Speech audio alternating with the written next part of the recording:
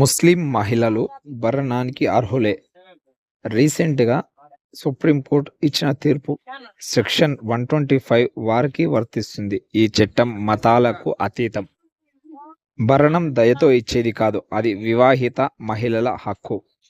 విడాకుల కేసులో ముస్లిం పర్సనల్ లాను పక్కన పెట్టిన సుప్రీంకోర్టు సంచలన తీర్పు.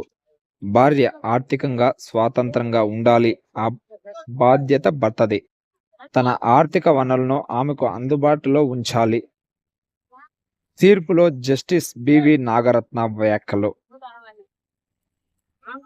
ముస్లిం మహిళలు భరణానికి అర్హులేనని సర్వోన్నత న్యాయస్థానం తీర్పు చెప్పింది.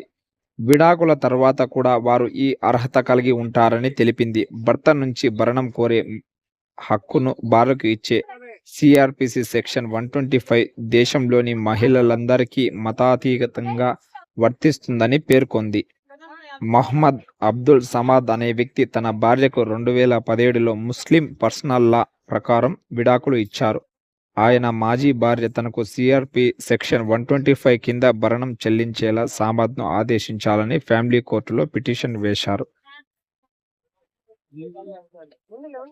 ఈ మేరకు నెలకు 20,000 భరణం కింద చెల్లించాలని సమాద్ను ఫ్యామిలీ కోర్టు ఆదేశించింది.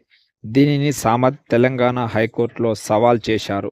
ముస్లిం పర్సనల్ చట్టం ప్రకారం తను భరణం ఇవ్వాల్సిన అవసరం లేదని, ఈ విషయాన్ని ఫ్యామిలీ కోర్టు పట్టించుకోలేదని పిటిషన్లో పేర్కొన్నారు.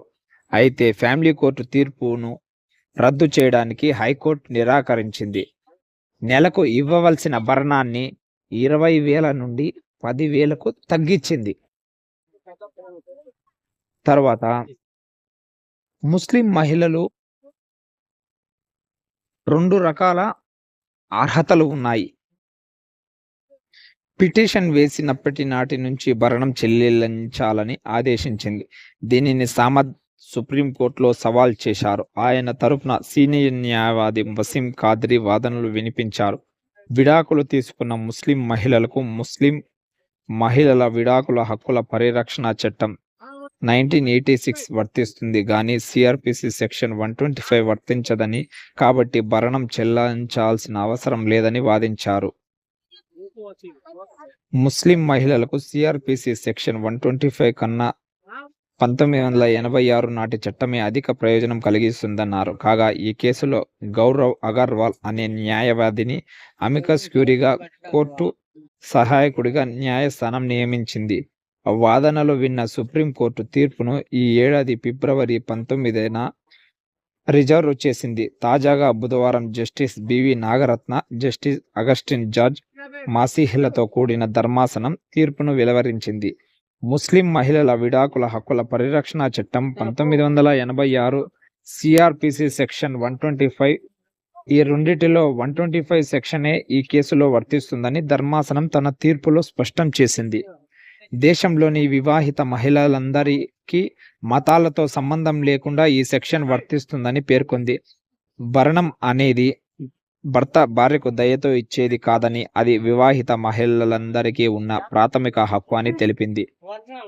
మతాల సరిహద్దులకు అతీతంగా వివాహిత మహిళలకు ఆర్థిక భద్రత కల్పించే, లింగ సమానత్వాన్ని బలోపేతం చేసే హక్కు ఇది అని స్పష్టం చేసింది.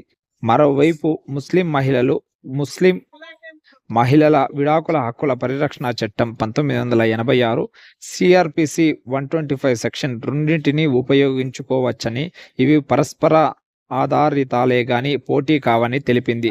ఈ మేరకు హైకోర్టు తీర్పును సవాల్ చేస్తూ సమాద్ దాఖలు చేసిన పిటిషన్ను కొట్టివేస్తున్నట్లు ప్రకటించింది.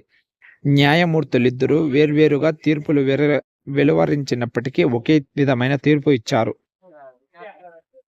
కుటుంబం కోసం భార్యల త్యాగం. జస్టిస్ బివి నాగరత్న గారు తన తీర్పులో భార్య ఆర్థికంగా ఎవరి మీద ఆధారపడకుండా ఉండేలా చూసుకోవాల్సిన బాధ్యత భర్తదేనని హితవు పలికారు. సొంతంగా ఆదాయం అంటూ లేని భార్యకు భర్త తన ఆర్థిక వనరులను అందుబాటులో ఉంచాలి. కుటుంబ అవసరాలతో పాటు ఆమె వ్యక్తిగత అవసరాలు తీరేలా చర్యలు తీసుకోవాలి. ఈ చైతన్యాన్ని భర్త కలిగి ఉండాలి. ఈ విధంగా ఆర్థికంగా సమృద్ధి పరిచినప్పుడే కుటుంబంలో భార్య స్థానం ఎవరి మీద ఆధారపడకుండా సుస్థిరంగా ఉంటుంది.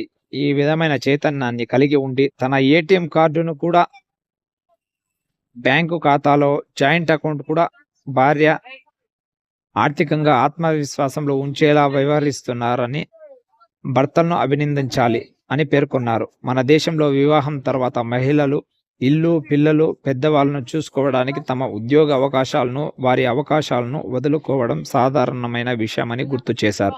ఆర్థికంగా భర్త మీద ఆధారపడే భార్యకు ఆర్థికపరమైన ఒత్తిడి లేకుండా చూడడానికి భరణం అని స్పష్టత ఇచ్చారు. విడాకులు తీసుకున్న వారేగాక వివాహిత మహిళలందరికీ ఈ అవకాశం రాజ్యాంగం కల్పించిందన్నారు. ఇలాంటి మరెన్నో వీడియోలకు మన ఛానల్‌ను సబ్స్క్రైబ్ చేయండి, లైక్ చేయండి, షేర్ చేయండి.